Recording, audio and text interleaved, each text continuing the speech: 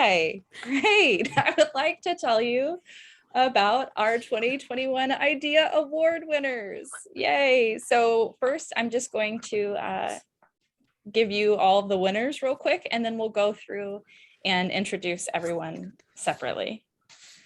So our 2021 Idea Award winners for organization, Metro Theater Company; individual, Meredith Lehman; initiative, the Sumner Recovery Plan; supporter, Kranzberg Arts Foundation; and our special Lifetime Advocate Award goes to Ginny Sanders. So I'm going to stop sharing so you can see this beautiful screen. And I am going to tell you a little bit about Metro first. The Metro Theater Company mission statement asserts that, inspired by the intelligence and emotional wisdom of young people, we create professional theater, foster inclusive community, and nurture meaningful learning through the arts. For almost 50 years, working to ensure that every child, every person has access to the magic of live performance has been central to how they fulfill that mission. Today, that includes ensuring that productions are available for virtual streaming to enable geographic access, that select performances are available in person and streaming with pay-what-you-wish pricing to provide economic access, and that at least one in-person performance audio description is available, ASL interpreters are present, and sensory-friendly adjustments have been made to ensure people with diverse needs or sensory sensitivities can enjoy our work. I personally have worked with Metro multiple times, and so I'm really, really happy to have you guys with us today. And I'm going to introduce Julia Flood. Can take it from here and tell us all the exciting things about Metro. So take it away, Julia. Thank you. I could not be more thrilled to be part of this event today. And Joe Fowler is with us today as well. We are both very excited about this award, which I will hold up here so everyone can see it. It's a great thing. Over the last 2 years, all of us have had challenges, which we know. And it has been especially challenging for those of us who work both with young people and schools and who work in the performing arts, because both of those take a collaborative effort. And we have really been blessed by our partnerships with MindsEye and other organizations to continue to reach out and connect with young people, families, and educators during this time to provide access to the arts. And in particular, during this past year, we have done many things that have changed the way we work, some of which were just by necessity, most of which were by necessity, but some of which also increased our access to a wider audience. Some of those were streaming live performances that were recorded. Some of those were creating fully animated productions that could reach international audiences. And some of those were rethinking the ways that we reach young people and families during this time. This year, we produced Jacked, which was intended to go on school tour and instead went on an animated international tour via streaming. We produced a fully bilingual The Very Hungry Caterpillar Show, La Aruga Muy Brillante Espectáculo, and that was outside for families and one of the first productions that came back after the shutdown. We continue to reach out through our partners like MindsEye to reach as many children as we can. There was a recent study published by the National Endowment for the Arts and the National Organization Theater for Young Audiences, USA. And this study was conducted at the New Victory Theater with young people who had very limited access to the arts. They found that young people who were invited into the performing arts experience who had never had it before were more able to not only see through the eyes of other people, but also were more able to envision a better future for themselves, a different future than the one they may have been born into. Over the year that those young people were seeing the performing arts, they came to have hope for a different future for themselves.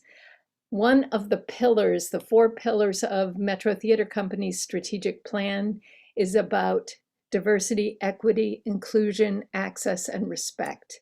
And through that pillar, we hope that every young person, regardless of their circumstances, regardless of geography, regardless of economic ability, regardless of ability, can have that kind of access, can envision a hope for a better future. We are so delighted to be recognized for the work we are doing in that vein, and to share this with all of the people who you are honoring today. And we hope for a long and continued partnership with MindsEye and all of the community who is working toward that goal.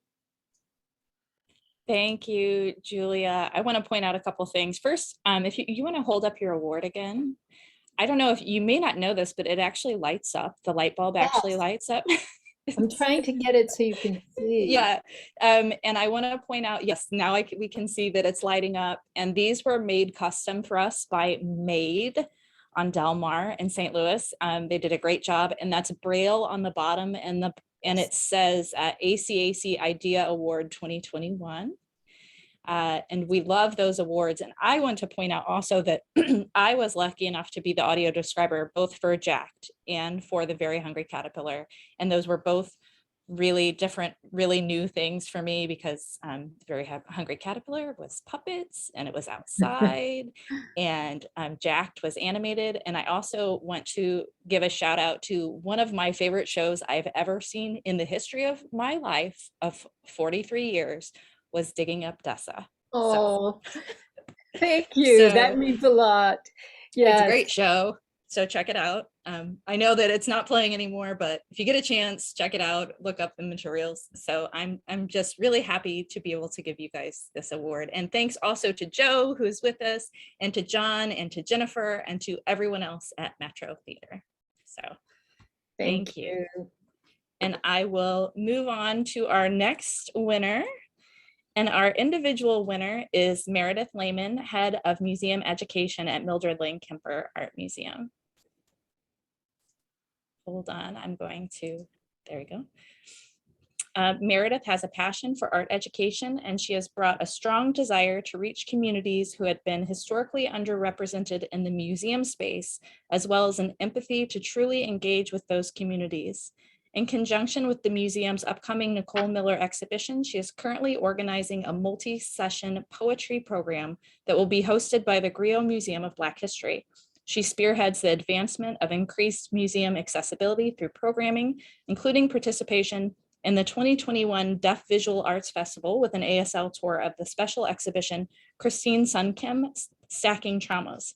She has also redesigned the student educator training curriculum, which now explores the relationship between museums and structural injustice, the impacts of whiteness on art museum field trip teaching, tools for educators to address racism in the galleries, and holding conversations about race and identity in museums.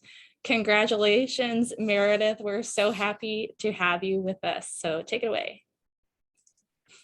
Thank you, and thanks, Megan, for that introduction, and thanks to my wonderful colleagues who put the nomination together. It's really exciting to have the opportunity to meet everyone in the cooperative and to learn more about all of the amazing partnerships and initiatives taking place across the St. Louis region to advance equity-based work. So, and I just, again, want to thank Megan Harms and Laura Foudy and all the folks at MindsEye for putting this event together today.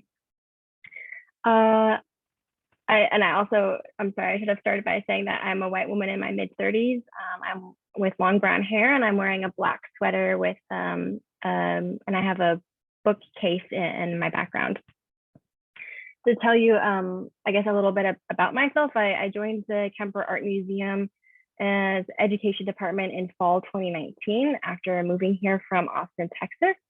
And it was a very transitional moment for me, both personally and professionally. I had lived in Austin for 12 years and arrived a few months before the COVID pandemic. And on the museum side, it was also certainly a transitional moment. We had just reopened after almost 2 years of being closed to the public, and like many organizations closed a few months later in response to the COVID pandemic. At the Kemper Art Museum, the multiple pandemics over the past few years have really highlighted the urgent need to cultivate practices of care, while also dismantling systems of oppression that are so deeply entrenched in museums. And I just have to quote the liberatory curator, Latanya S. Autry, that museums are not neutral, and therefore rethinking our presumed neutrality also means a critical examination of our institutional history and our relationship with the St. Louis community. And I'm really grateful to colleagues at the museum and in the Sac and Fox School of Design and Visual Arts at Washington University, who are really invested in this work at all levels, from advocating for equitable wage policies for our frontline staff, inclusive language practices in our communications, to decisions around invited speakers, or really who is paid to talk about art and which knowledge sets are valued. It has truly been a team effort and a lifelong process of unlearning. I'm also very grateful to the many generous collaborators that I've met and who have shared their time and expertise with me. The team at Deaf Inc., and if anyone on the call is not familiar with their work, they're a local organization that provides services for the deaf community and promotes deaf culture. And they have been amazing to partner with to help support the museum as it advances access and its programming. And I think Sarah might be on the call today. If you are, hi, Sarah. Meredith Gray-Green, who is a local deaf artist and educator who's collaborated with us to lead public tours in American Sign Language. And that is an important initiative that honors the language practices of the deaf community. Lois Conley and Precious Musa at the Griot Museum of Black History, who we're working with to host poetry workshops that explore oral histories of communities in various locations in St. Louis. The talented dancers at Consuming Kinetics Dance Company, whose performances provide an important entry point for engaging with art. Humans of St. Louis, I'm just naming some of our really amazing collaborators. Humans of St. Louis is a nonprofit whose work celebrates the lives and stories of St. Louis, and we partnered with them on a public program and exhibition in which members of the St. Louis community came to campus and were invited to tell their story or share their story and then have their portrait taken. So there's so many more, but simply put, this work is not possible without collaboration and relationship building. And during this unprecedented time, St. Louis has really felt like home for me, despite the pandemic, in part because of these relationships that have really helped me to build a larger sense of community. So Austin, which is where I moved from, might sort of pride itself as being a city that likes to keep it weird, and you might be familiar with this slogan, but I have to say that the creative and socially engaged practice of educators, artists, and organizers, and everyone on this call today is in St. Louis is truly unparalleled. And I think one of the prompts we were suggested to think about is goals for the year ahead. And so I started thinking about that and a couple of questions that have been sort of on my mind as I look to the year ahead. And so I guess for me, that means personally and professionally sort of recognizing my own knowledge gaps and those of historically and predominantly white institutions. And some of these questions that I'm thinking about are who is not in the room with us as we undertake this work related to inclusion, diversity, equity, and accessibility, who has or is already doing this work, and what would it mean for an art organization or an art museum to truly see itself as a center of and for community care? And I think especially that last question really must inform this work moving forward, to disrupt harm and to really lead with care at the museum. So I'll wrap it up there. Thank you. Thank you, Meredith. That was wonderful. I want to point out, first of all, Meredith and I have never met. This is our first time. Hi, Meredith. And we had some really great nominations in the individual category. And Meredith's nomination was just spectacular. Not just that Lauren wrote a great nomination, but I couldn't believe that I didn't know her. It's like, how has this person done all of these things? And I have had no experience with her. So I'm really looking forward to having some conversations with you and really getting to know you and bringing you into our community, because I think you'll be a great addition. And so many things that you just said are things that we talk about on a daily basis. So I'm so glad that you're here. So thanks, Meredith. And thank you. The feeling's mutual. thanks. And now we're going to move over to the Kranzberg Arts. Well, actually, no, my bad. We're going to go to Sumner. So let me unpin Meredith.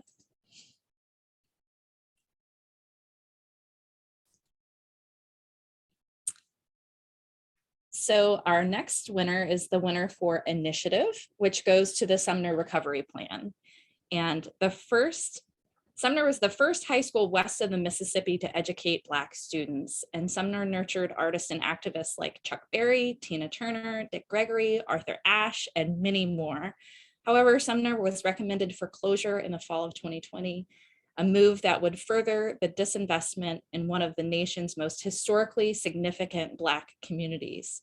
An advisory board with St. Louis Shakespeare Festival, For the Ville, St. Louis Public Schools, and 11 other cultural institutions developed a multidisciplinary arts and activism residency to increase student enrollment at Sumner. The Sumner Recovery Plan offers high-quality, free arts and activism training for the final 90 minutes of every school day. That sentence blows me away every time I read it. 90 minutes of every school day. Professional teaching artists from some of the city's leading arts organizations like Opera Theater St. Louis, Contemporary Art Museum, Craft Alliance, Stages St. Louis, and St. Louis Shakespeare Festival provide daily instruction. And accepting this award today is the co-chair, Aaron Williams from For the Ville. So welcome, Aaron. Thank you. Thank you. Can everyone hear me? Yeah, you're good. Okay, awesome. So For the Ville is very excited and grateful to receive the IDEA Award for the Sumner Recovery Plan with our partners over at Shakespeare Festival St. Louis and members of the Sumner Advisory Board. As we mentioned, my name is Aaron Williams. I am the board chairman of For the Ville and the chair of the Sumner Advisory Board. I just wrote this piece, just trying to catch up. I'm a Black man with brown eyes and dimples and a thick beard in my mid-30s. I'm sitting in front of an aerial drone photograph of the heart of the Ville neighborhood, home of Sumner High School, the first Black high school west of the Mississippi River since 1875. At For the Ville, we believe that our very existence is our greatest act of inclusion, diversity, equity, and accessibility. We are an organization founded by multi-generational volunteers in a marginalized community. Thanks to partners such as Shakespeare Festival, prioritizing DEI in support of under-resourced communities and organizations, we have been able to accomplish great things over the past 4 years, including the Sumner Recovery Plan. We have faced a number of challenges as we have established the Sumner recovery process. First, as reflected in the name, was the challenge of convincing St. Louis Public Schools and the Board of Education that Sumner is indeed worth saving and fighting for. Despite very tight time constraints, we galvanized a coalition of community organizations, residents, Sumner alumni, and arts organizations to draft a recovery plan in 2 months. We were able to coalesce the proposals of many groups, 4 different proposals in 20+ groups to be specific, to draft a plan with a wide representation and equitable decision-making power. We have now established a very diverse 16-person board, adopted bylaws, and drafted a memorandum of understanding with St. Louis Public Schools that establishes an equally committed partnership to the success of Sumner High School. In 2022, the Sumner Advisory Board plans to increase the amount and variety of elective offerings to Sumner students. We plan to add courses in museums and tourism, architectural design, and activism, to the already offered drama, dance, visual arts, and music courses. We believe that enriching the Sumner academic experience with these options not only engages students deeper in their academic experience, but it also exposes them to new career opportunities that haven't traditionally been available to them. This process has thus far taught us the importance of empathizing with the challenges faced by those we intend to support and listening first to what they know is needed to be successful. There is no fix-all solution for complex problems, and it takes deep collaboration and shared resources from all parties and perspectives to be successful. Oftentimes, the communities we seek to help already have the answers. They just need the support and resources to realize their solutions. And lastly, I would like to thank all of our partners and supporters in this effort.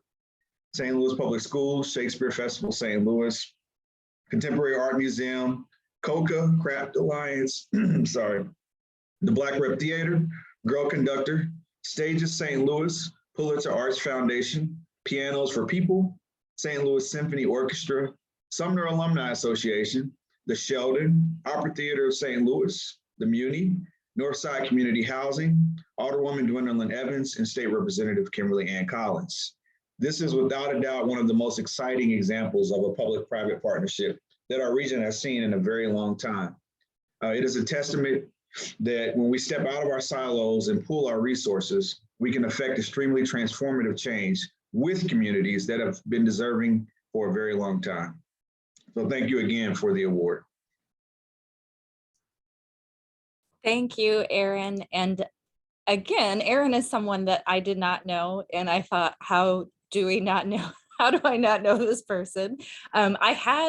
I was familiar with the Sumner Recovery Program plan because of our relationship with Shakespeare Festival.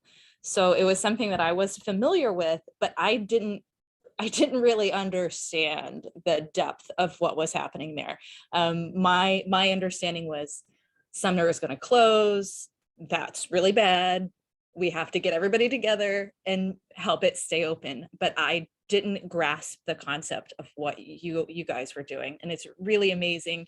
And I'm really happy and really proud to share this, to give this award to you for all of your hard work. And I also hope to get to know, oh yes, he's got the award. Great. I also hope to get to know you and For the Bill and get all of you guys wrapped around all of us. So we can help you and you can help us, and it would be very helpful. So I'm so happy to meet you, Aaron. So, likewise, thank you. Thank you.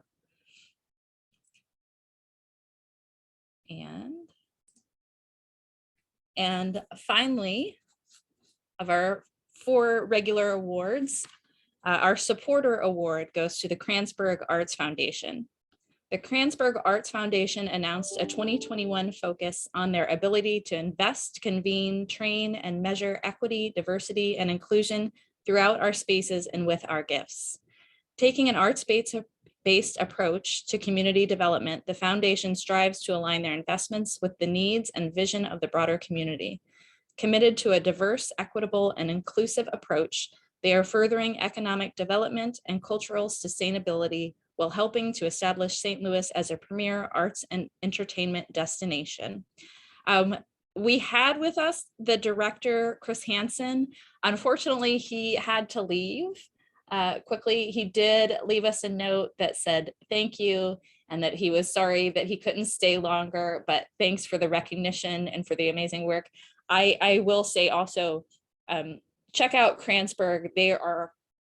Kranzberg actually has a bunch of venues also. So a lot of the work we do are in at the .Zac, the Big Top. They have multiple venues. So check out Kranzberg and I'll send you some information about that. So our very special final award, I'm going to actually turn it over to Jason Frazier to introduce Ginny. Good morning, everyone. My name is Jason Frazier, as Megan alluded to. I'm the CEO of MindsEye. Describe myself, I'm an African-American male, mid-30s, with a beard. I wish I could say a full hairline, but it's slowly fading, so I can't lie to you and tell you that. before, I kind of talk a little about Ginny's involvement, I kind of want to give you an idea, because I think it'll tie into why I know for ACAC, but I know for the whole St. Louis community, why she is a lifetime advocate for accessibility, or diversity, equity, inclusion, and accessibility. When we started this initiative in 2018, we're exactly 4 years almost from today. The goal for MindsEye, we were just getting into the arts world. We were just kind of putting the audio description out there. And we realized there were other areas that still had gaps too, not just for blind and visually impaired patrons, but other people with needing ASL, to guests who go to theaters and events with autism, to people who are aging into disability as well. So we knew there was a need in the community to have these discussions on a regular basis. But again, with us just getting into that community, we didn't know a lot of people. We know how to connect a lot of those dots. Somehow had a conversation with Ginny, told her about this initiative, and immediately, not just was fully on board. So when we look at the 4 years of ACAC in general, with all the forums we put together with various topics, she's been a connecting piece for so many of these people who have spoken and talked and shared their wisdom during ACAC, even going as far as helping to start an initiative similar to ACAC in Kansas City, and going their way to help them build something similar, so across the state, they can have these conversations as well. So it's with great honor I know not only for MindsEye, but I know a lot of people who are on this call today, whether it's individuals, organizations, institutions. There's so many people that Ginny has touched, and we are pleased to honor her with an IDEA Award for 2021.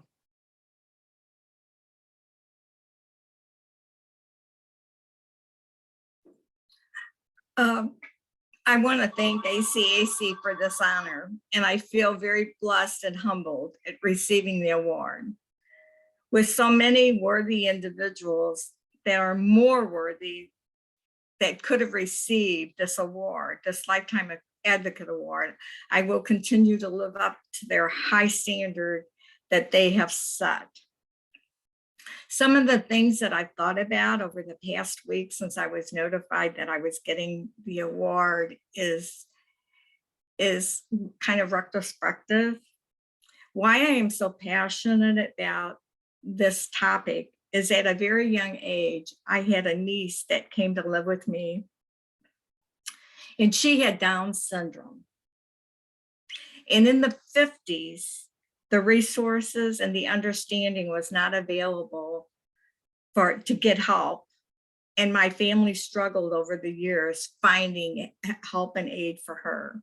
She was supposed to live a lifespan of 3 years, and she passed away when she was 60. At that point in time, one of her older brothers came to her aid, and she was moved to Maine, where they have a very wonderful, wonderful support system for people with Down syndrome. And she was living in a group home. So that is one of the reasons that this is so passionate and so personal to me. Another thing I've thought about is what are the accomplishments that I feel like I've done over the past year. As most of you know, I did retire in August, and I am working part-time now for the Missouri Arts Council again, just on a part-time basis to do a few things. And one of them is I'm continuing to working with accessibility. I helped develop a plan, the ADA plan, that's going to guide the Missouri Arts Council over the next several years. And it will be implemented and reviewed periodically to make sure that it's on track. Another goal that I have in my retirement is to continue to work with MAC to see that this plan is implemented, and also to continue my work with ACAC and also the Kansas City group. These goals that we've set for ourselves are very high and lofty, and we know that through the help of our staff in the state of Missouri, these things can be accomplished. One of the, I guess, the ideas and challenges that have been met and how to overcome them is some people don't have the understanding of the concept of IDEA. You have to continue to explain the concept and what's going on and why this is important. And you have to do it with patience. You have to do it with understanding. You have to understand their point of view. That doesn't mean that you have to agree with it, but you need to understand it and be very patient. You have to stay focused on your mission. And it takes a long time to make changes. Change doesn't happen overnight. So just be patient, steady your course, and remember what your plans and your missions are. Lastly, I want to thank the Missouri Arts Council, the staff, my executive director, Michael Donovan, and also our board members. And I believe our chair is on the board. Our chairman is on the call right now. And I want to thank Sharon Beshore and Michael Donovan for their help and support and having me accomplish all the things that I've been honored to do over the past 18 years with the Missouri Arts Council. Again, I thank you all. And I can't tell you how much I appreciate ACAC and this award. Thank you. Thank you, Ginny. We're so happy to give you this award. Ginny has told me repeatedly, oh, it's such an honor. I can't believe I'm getting it. And you 100% deserve it. And I will say personally, I've only been with MindsEye just a little more than 2 years. And Ginny was so helpful to me when I started with ACAC and kind of didn't really know what was happening. And just what you said about educating people and why IDEA is so important. It's what I do every day. And I'm so glad to have people like you also educating everyone in the world. So thank you, Ginny. So that is all of our awards. Does anyone have any questions? Feel free to pop them in the Q&A or raise your hand and we'll see if there's anybody out there that has anything for anybody. I do want to point out that Jennifer posted in the chat, thank you for reminding us that change takes time, Ginny. So much. There are lots of congratulations for Ginny in the chat. So I know that you all can't see the chat, but there are lots of congratulations from Deborah and from Marie and from Jennifer. So I know that Ginny is reading those right now. Let's see if we got anything. Nothing happening in the chat. No raise hands. I'm all for calling it early if there are no questions.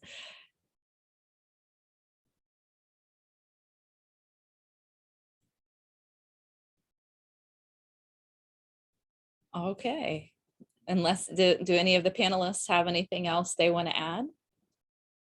If not, all right, that sounds like silence to me. So I do want to share my screen for just a few minutes. Oh, Meredith, do you have something else you want to say? It looks like there was a question in the chat about the Sumner recovery plan, about the art product. Oh, I missed that. Let me back up.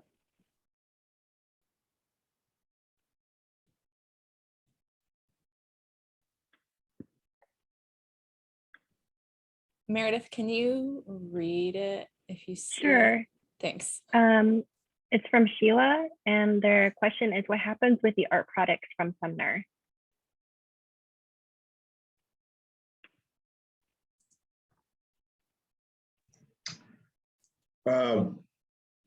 That's an interesting question. So every partner that's running their pathway sort of establishes their own structure for what happens with their students' artwork. So like in drama, they'll produce a play and Shakespeare will be the stewards of that play with the students. When we made a musical production for our recent showcase, the students got to sign an agreement with the Orchestra St. Louis on where their artwork would be housed and how it would be protected.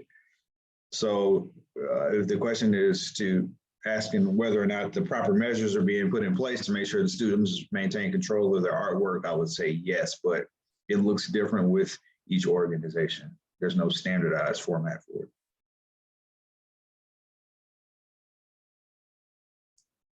Great, thanks. I suddenly lost the ability to unmute there for a second. That was a great question, and I'm glad that you knew the answer to it. So there are so many different organizations that are working with Sumner.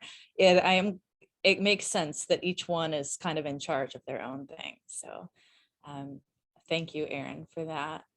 And I think we've got one more thing in the chat here. Oh, Sharon wants to say Ginny has made an amazing contribution to IDEA, to the state of Missouri, and to the Missouri Arts Council. It's been my pleasure to work with her through the many years. Congratulations. So yay to everyone and their awards. I'm going to share my screen for just a couple seconds here.